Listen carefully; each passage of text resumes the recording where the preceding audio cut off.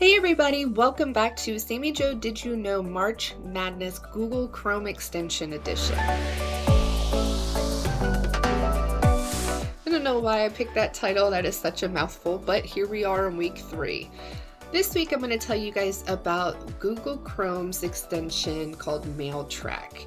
Something that I use all the time and stays active on my email. It allows me to see when I send an email if the recipient has got it, opened it, or read it multiple times, forwarded it, or other things.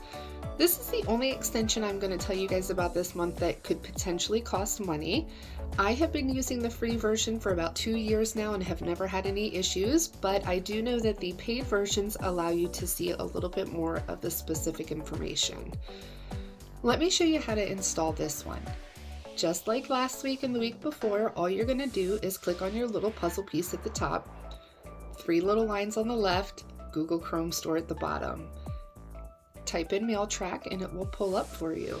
There are a couple of other mail tracks or mail tracking systems within Google Chrome. I've used a few of them and I have found that they do not work as well as this one. Let me know what you think about those if you use those.